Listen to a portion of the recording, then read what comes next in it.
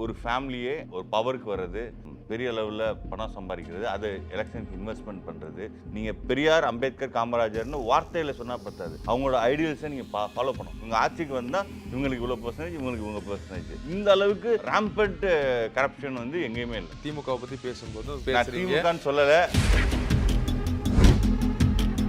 இந்த 3 பக்க அறிக்கை படிச்சிங்களா? தலைவர் என்ன சொல்கிறாரு? நான் பல ஆண்டுகளாக என்னை தான் தயார்படுத்தி வருகிறேன். நீங்கள் ஒரு நல்ல மனிதராக இருந்தால் நீங்கள் நல்ல விஷயத்த சொல்லலாம், உங்களால் முடிஞ்ச உதவிகளை பண்ணலாம். அதுதான் தளபதி அவர்கள் பண்ணியிருக்காங்க.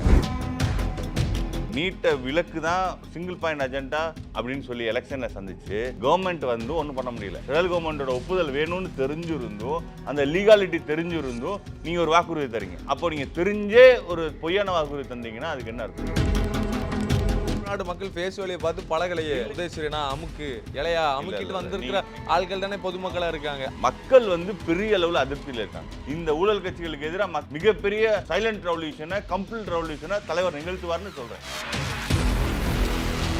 தமிழக அரசியல்ல இன்னொரு தலைவர் இப்போதைக்கு தேவை. தமிழகத்தில் மிகப்பெரிய இளம் படையை கொண்ட இயக்கம் வந்து டிவிகே. 1 கோடி உறுப்பினர்கள் சேர்க்கிறதுக்கான டிரைவ் கூடியவர்கள் ஸ்டார்ட் பண்ணாங்க. Anuj SHG Scratch Retiles.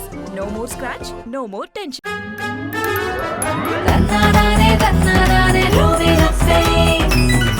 Red one நேயர்களுக்கு வணக்கம். நான் ஜேட்ஜனோ.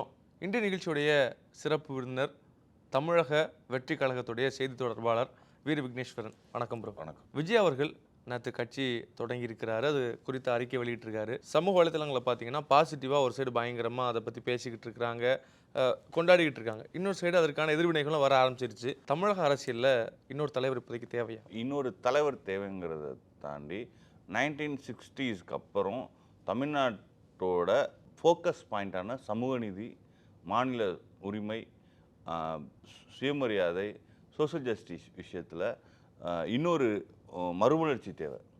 இன்னொரு தலைவருங்கிறத விட ஐடியாலஜி தான் சென்ட்ரிக். நபர்கள் வருவாங்க போவாங்க.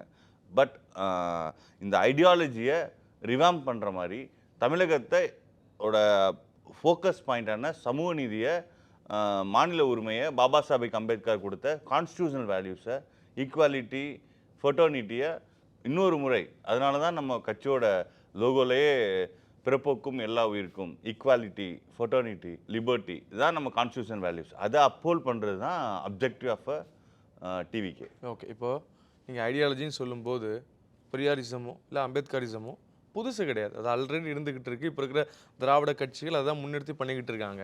அப்போ புதுசாக ஒரு தலைவர் வர்றார் அப்படின்னா மக்கள் அதை தாண்டி ஒன்று எதிர்பார்ப்பாங்கல்ல. ஆனால் அவர்கிட்ட மறுபடியும் அதே விஷயங்கள் அறிக்கையில் பார்த்தீங்க அப்படின்னா ஊழல் எதிர்க்க போகிறோம், லஞ்சத்தை தவிர்க்க போகிறோம் அப்படின்னா ஒரு நார்மலான ஒரு டெம்ப்ளேட்டாக இருக்கே. ஃபஸ்ட்டு விஷயம் வந்து என்ன சொல்கிறாங்கங்கிறத தாண்டி என்ன செய்கிறாங்கன்னு இருக்கணும். பிறப்போக்கும் எல்லா உயிருக்கும்னு சொல்லிட்டு ஃபேமிலி பாலிடிக்ஸ் பண்ணுறது, ஊழல், பிறப்போக்கும் எல்லா உயிருக்கும்னா அனைவருக்குமான பிரதிநிதித்துவம் இருக்கணும், அனைவருக்குமான பங்கீடு இருக்கணும். ஆனால் ஒரு ஒரு ஃபேமிலியே ஒரு பவருக்கு வர்றது, அதை பெரிய அளவில் பணம் சம்பாதிக்கிறது, அது எலெக்ஷனுக்கு இன்வெஸ்ட்மெண்ட் பண்ணுறது, இந்த விசியஸ் சைக்கிள் பண்ணுறது எப்படி? இந்த இது நீங்கள் பெரியார், அம்பேத்கர், காமராஜர்னு வார்த்தையில் சொன்னால் பத்தாது. அவங்களோட ஐடியல்ஸை நீங்கள் ஃபாலோ பண்ணணும். அந்த லீகசியை வந்து நீங்கள் வந்து பெரியார், அம்பேத்கர், காமராஜருங்கிறத லீகசி எதுலேருந்து வருதுன்னா ஃபோட்டோலேருந்து வரல, அவங்களோட கொள்கைகளை நீங்கள் கடைபிடிக்கிறதுலேருந்து வருது.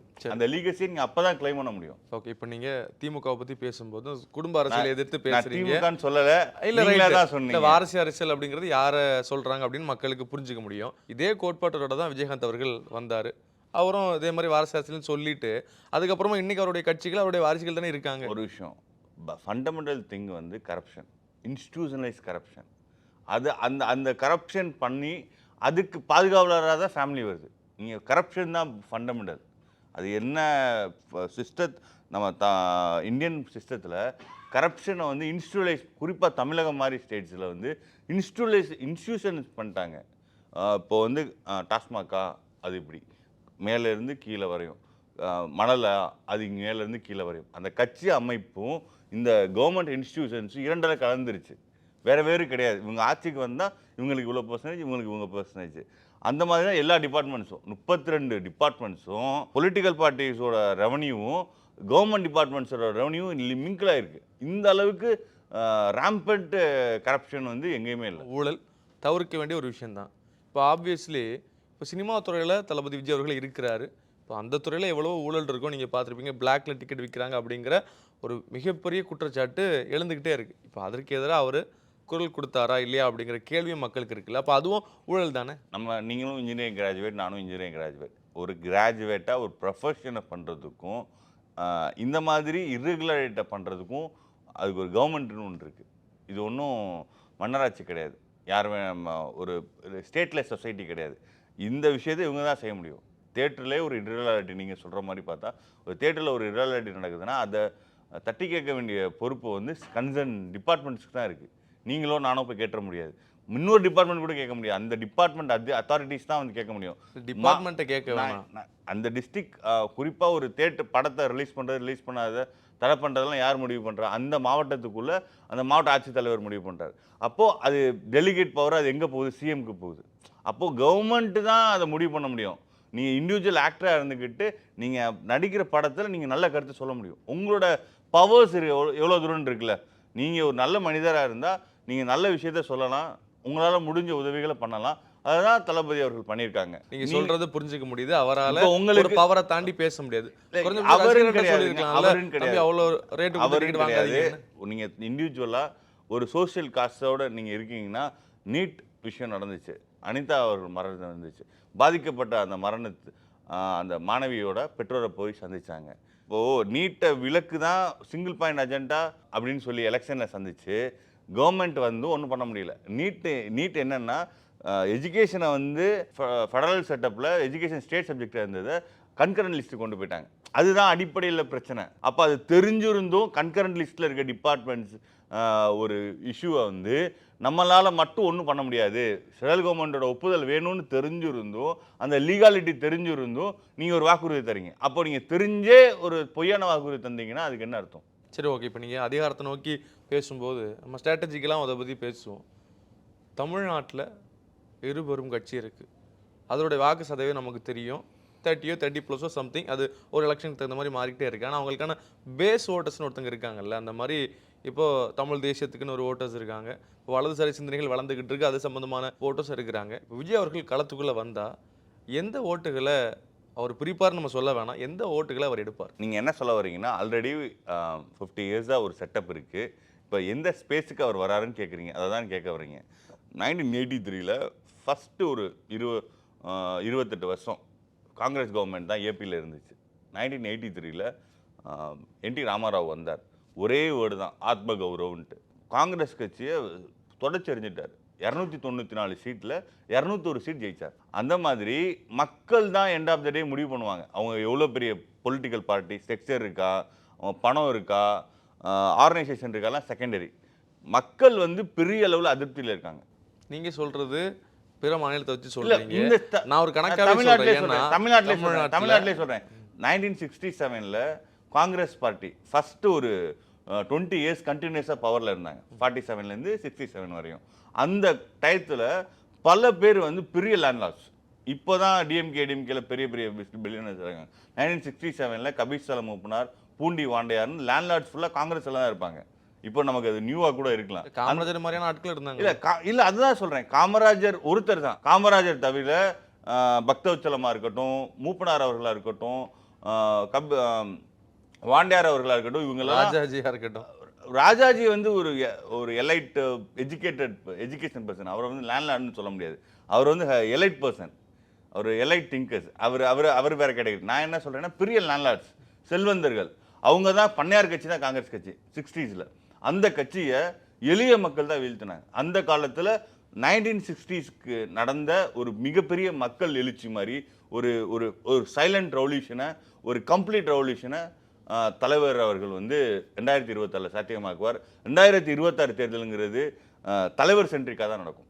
1983 எலெக்ஷன் எப்படி என்டிஆர் சென்ட்ரிக்காக ஏபியில் நடந்துச்சோ, 1977 எலெக்ஷன் எப்படி எம்ஜிஆர் சென்ட்ரிக்காக தமிழ்நாட்டில் நடந்துச்சோ, அந்த மாதிரி 2026 எலெக்ஷன் தலைவர் சென்ட்ரிக்காக தான் நடக்கும். டேட்டா பேஸாக பேசும்போது இப்போ ஒருத்தர் வந்து புதுசாக கட்சி ஆரம்பிக்கிறார் அப்படின்னா எடுத்தோன்னே சிஎம் ஆகிறதுக்கான வாய்ப்பு இது வரைக்கும் இருந்ததில்லை. அவங்களுக்கு மேபி தேவைப்படும் ஒன்று அரசியல் கட்சி. நான் மாற்று கருத்து நான் சொன்ன 2 எக்ஸாம்பிளுமே ஃபர்ஸ்ட் கண்டஸ்டட் எலெக்ஷனில் ஜெயிச்சவங்க.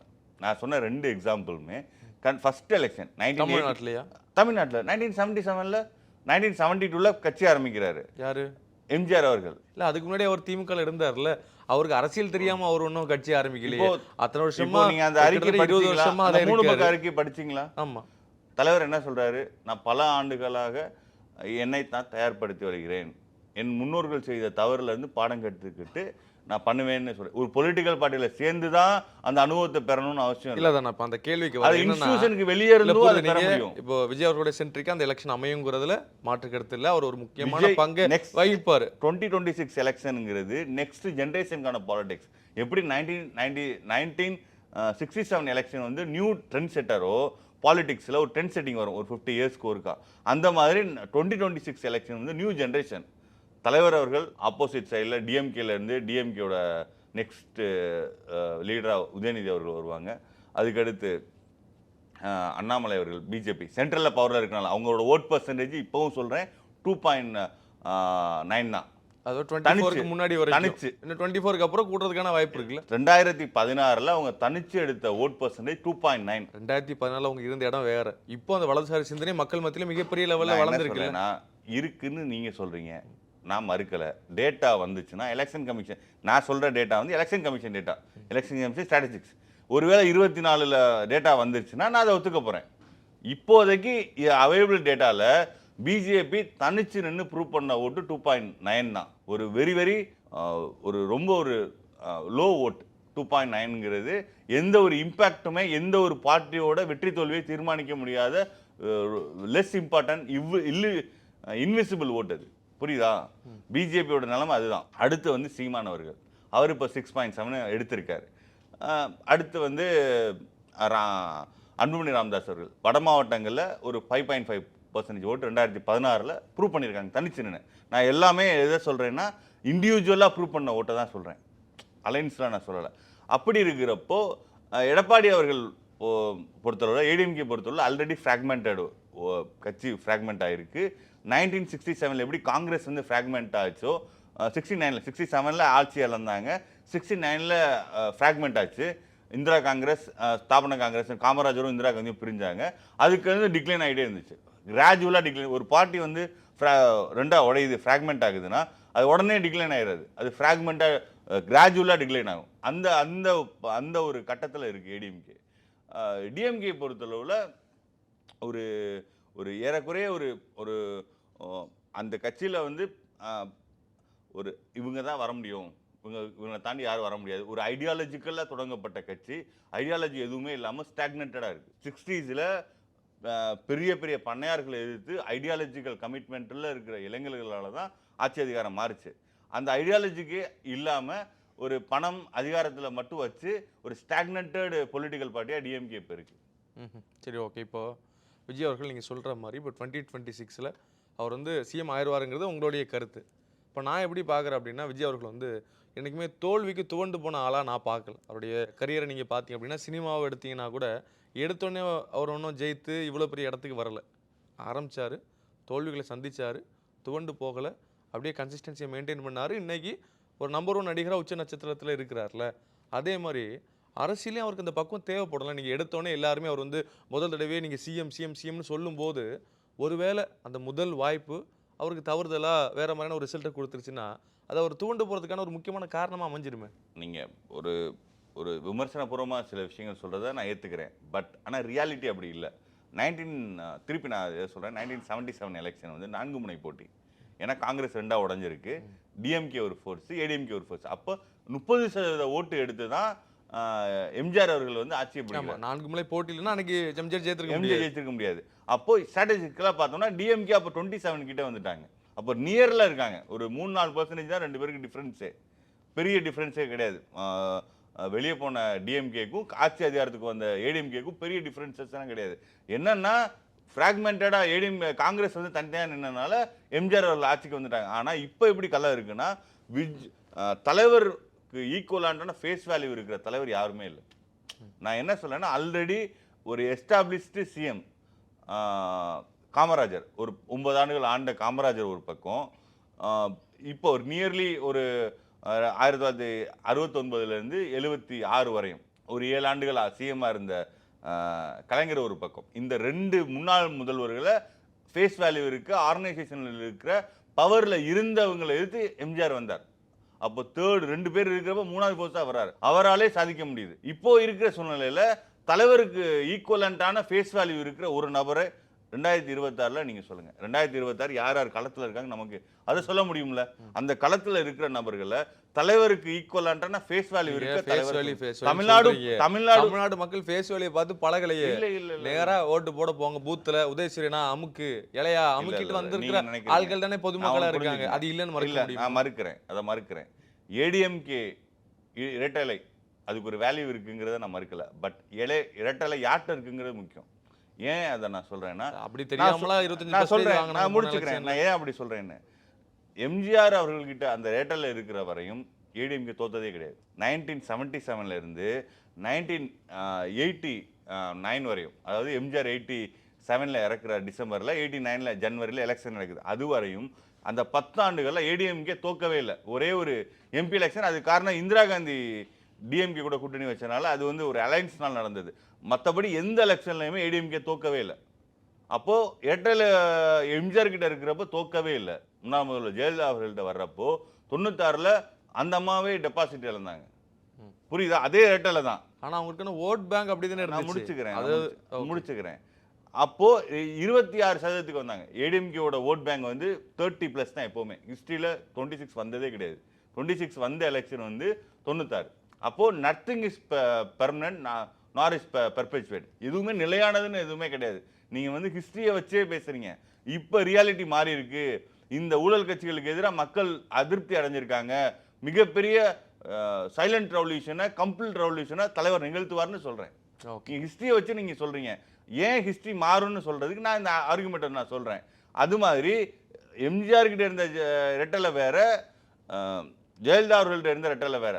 அதே ரெட்டலை வந்து இப்போ எடப்பாடி அவர்கள்ட்ட வந்து தொடர்ந்து தோல்வி, 8 எலெக்ஷனுக்கு மேல தோல்வி. இல்ல நீங்க அதே ரெட்டலைன்னு சொன்னீங்க. அந்த ரெட்டலைங்கிறது வந்து யாருக்கிட்ட இருக்கு, அவங்களுக்கான வேல்யூ என்ன, அவங்களோட ஃபேஸ் வேல்யூ என்ன, அதெல்லாம் முக்கியம். ஒரு ஒரு ஒரு பார்ட்டினா அதுக்கு ஒரு ஆர்கனைசேஷன் செஞ்சிருக்கு, அதுக்கு ஒரு ஓட்டு இருக்கு, அதை என்னால் புரிஞ்சுக்க முடியுது. பட் அது மட்டும் போதுமானது இல்லை வெற்றிக்கு. இல்லை சரி, எம்ஜிஆர் அவர்களை இவ்வளோ தூக்கி பேசுறீங்க, பல இடங்கள் நம்ம பார்க்குறோம். எம்ஜிஆர் அவர்கள் விஜய் அவர்களை சேர்த்து வச்சு பல விஷயங்கள் பேசப்படுது இல்லை. இப்போ ஏடிஎம்கே வீக்காக இருக்குது, அதை நம்ம ஒத்துக்கிட்டு தான் ஆகணும். ஸோ அந்த ஏடிஎம்கே பேஸை தமிழக வெற்றி கழகம் பிடிக்க ஆசைப்படுதோ? ஒன்று புரிஞ்சுக்குங்க, எம்ஜிஆர் வந்து நிறைய விஷயத்த பாசிட்டிவாக தமிழ்நாடு கான்ட்ரிபியூட் பண்ணியிருக்காரு. அதை நம்ம வந்து குறைச்சி மதிப்பிட முடியாது. அவர் மேலே ஊழல் குற்றச்சாட்டில் இருந்துச்சு. இல்லை பப்ளிக் லைஃப்பில் விமர்சனங்கள் இருக்கலாம். பட் அதை நம்ம சீர்தூக்கி பார்க்கணும். நல்லது எவ்வளோ, கெட்டது எவ்வளோ அப்படின்ட்டு. அந்த அடிப்படையில் பார்க்குறப்போ எம்ஜிஆர் அவர்களை பொறுத்தளவில் பெரிய அளவில் தமிழ்நாட்டோட வளர்ச்சிக்கு கான்ட்ரிபியூட் பண்ணியிருக்காங்க. அதை மறுக்கிறதுக்கு இல்லை. அதனால நம்ம அது ஏன் அதை நம்ம சொல்கிறோன்னா, ரெட்டலை மட்டுமே கிடையாது, ரெட்டலையும் தாண்டி எம்ஜிஆருங்கிற ஃபேஸுக்கு ஒரு வேல்யூ இருக்கு. ரெட்டலைங்க தாண்டி ஜெயலலிதாங்கிற ஃபேஸுக்கு ஒரு வேல்யூ இருக்கு. இப்போ சரி, அதே ரெட்டலை தானே இப்போ இருக்கு. வேற எதுவும் மாற்றிட்டாங்களா? எலெக்ஷன் கமிஷனு திருப்பி கொடுத்துட்டாங்களா? வெற்றி பெற்றுக்கணும்ல, ஏன் பரல? வேற, அது வேற, இது வேற. அது மாதிரி தலைவர் வரும் பட்சத்தில் எலெக்ஷன் தலைவர் சென்ட்ரிக்காக தான் இருக்கும். இப்போ கட்சி வலுப்பெறும், ஆட்களை சேர்க்க போறாங்க, 2ஆம் கட்ட தலைவர்களை 1 கோடி உறுப்பினர்கள் சேர்க்கறதுக்கான டிரைவ் கூடிய விரைவில் ஸ்டார்ட் பண்ண கண்டிப்பாா அதற்கான வாய்ப்புகளும் இருக்கு. ஏன்னா நம்மளால புரிஞ்சுக்க முடியும், விஜய் அவர்களுக்கு எல்லா குடும்பத்திலையும் ஒரு விஜய் ரசிகர்கள் இருக்கிறான்னு சொல்லக்கூடிய அளவுக்கு நிறைய பேர் இருக்காங்க. பெண்கள் நம்ம அந்த திருநெல்வேலி அந்த ஃப்ளட் ரிலீஃப் கேம்ப்லேயே பார்த்தோம், எவ்வளோ எக்ஸைட் ஆனாங்க தாய்மார்கள்னு நம்ம பார்த்தோம். அதனால பெண்கள், குழந்தைகள், இளைஞர்கள் அப்படின்னு சொல்லி ஒரு ஃபேமிலி ஆடியன்ஸ் இருக்கிற மாஸ் லீடர் வந்து தளபதி அவர்கள். சரி, இப்போ அந்த முன்னோட்டத்துக்கு நீங்கள் இருக்கீங்க, அத்தனை உறுப்பினர் சேர்க்கணுங்கிறது உங்களுடைய ஆசை, கனவு, அதை நோக்கி நீங்கள் ட்ராவல் பண்ணலாம்ல. இப்போது தமிழக அரசியலில் கூட்டணி அப்படிங்கிறது ஒரு முக்கியமான பங்கை வகிச்சிருக்கு. முன்னாடியும் சரி, இப்போவும் சரி, இதுக்கப்புறமும் இருக்குங்கிறது எங்களுடைய நம்பிக்கை. இப்போ தனித்து அவரால் இயங்க முடியுமா? இல்லைன்னா 2026ல் உங்களுக்கு தெரியும்ல, இல்லை சில கட்சிகளோட கூட்டணி வச்சா நம்மளால் கண்டிப்பாக எதிர்கட்சியாவோ இல்லாட்டி ஆளுங்கட்சியாக வந்துட முடியுங்கிற ஒரு கணக்கு உங்களுக்கு இருக்கா? தலைவர் அவர்கள் இப்போதைக்கு கட்சியை ரெஜிஸ்டர் பண்ணியிருக்காங்க. ரெஜிஸ்டருக்கான அங்கீகாரம் வர வேண்டியிருக்கு. இது ரொம்ப ப்ரீமெச்சூர் ஸ்டேஜ். இன்னும் கட்சி அமைப்பை கட்டமைக்கணும், எல்லாத்தையும் அரசியல்படுத்தணும். எல்லாரும் யங்ஸ்டர்ஸ் தமிழகத்தில் மிகப்பெரிய இளம் படையை கொண்ட இயக்கம் வந்து டிவிகே. அந்த இயக்கத்தெல்லாம் அரசியல்படுத்த வேண்டியிருக்கு. அந்த இளைஞர்கள்லாம் அரசியல் மிகப்பெரிய பணிகள் இருக்கு. அதனால இப்போ வந்து ப்ரீமெச்சூர் ஸ்டேஜ். எலெக்ஷன் வரப்ப பாத்துக்கலாம். இன்னைக்கு என்ன டேட்டு? ரசிகர்கள் அதை ஆசைப்படுறாங்க. இன்னைக்கு என்ன டேட்? இன்னைக்கே தளபதி சிஎம்னு நினைச்சு நிறைய பேர் போஸ்ட் போட ஆரம்பிச்சாங்கல்ல. இன்னைக்கு February 3 எலெக்ஷன் எப்போ? April 8 செகண்ட் வீக் 3rd வீக்ல நடக்கும். இன்னமும் தமிழ்நாட்டில் அலைன்ஸ் இருந்து பேச்சுவார்த்தை போயிட்டு தான் இருக்கு. யார் வேணா உள்ள போலாம், வெளியே போலாம். அதனால இது வந்து லாஸ்ட் 3 மந்த் 4 மந்த்ஸ்ல பேச வேண்டிய விஷயம். அப்ப அது ஒரிஜினல் கூட்டணியா இருக்காதுல்ல, அது வந்து தேர்தலுக்காக கூட்டப்பட்ட கூட்டணி ஆகும்ல. கடைசி 2 மாசம் அதுக்கு முன்னாடி அண்டர்ஸ்டாண்டிங்ஸ் இப்போ வந்து உங்களோட ஐடியாலஜிக்கல் வர்றப்பே உங்க கூட ஐடியாலஜிக்கலா நெருக்கமா இருக்கிற சேர்ந்து டிராவல் பண்றதுக்கு விருப்பப்படுற கட்சிகள் எல்லாம் அது பேச்சுவார்த்தைகள் இருக்கலாம். பட் ஃபார்மிட்டபிள் அலைன்ஸுங்கிறது வந்து எந்த எலெக்ஷன்னாலும் சரி லாஸ்ட் 6 மந்த் எல்லாம் கமிட் பண்ணுவாங்க. யாரும் பெரிய என்ன வேணா நடக்கும். 1 day is very long time of politics. என்ன வேணா நடக்கலாம். அதனால யாரும் கமிட் பண்ணிக்க மாட்டாங்க. பட் பெரியார், அம்பேத்கர், காமராஜர் இந்த கொள்கையை ஏற்றுக்கிட்ட கட்சிகள், ஊழல் இல்லாத கட்சிகள், மதவாதம் இல்லாத கட்சிகள் சேர்ந்து பயணிக்கிறதுல என்ன தப்பு இருக்கு?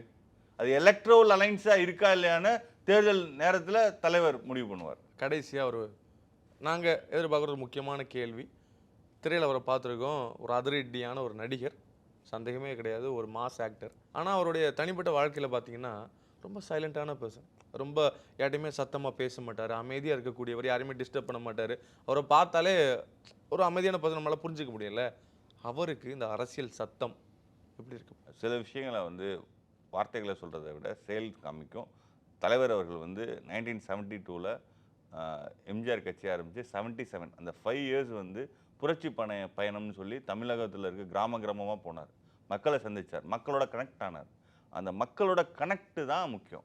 அது மாதிரி தளபதி அவர்கள் அவரோட பணியை முடிச்சுட்டு மக்களோட கனெக்ட் ஆவார். அந்த கனெக்ட் தான் தமிழகத்தோட ஒரு சைலண்ட் ரெவல்யூஷனை, ஒரு கம்ப்ளீட் ரெவல்யூஷனை, ஊழலையும் மதவாத சக்திகளையும் வீழ்த்தும், ஜாதியவாத சக்திகளையும் வீழ்த்தும். கண்டிப்பாக. நன்றி. நன்றி. Anuj SHG Scratch Retiles. No more scratch, no more tension.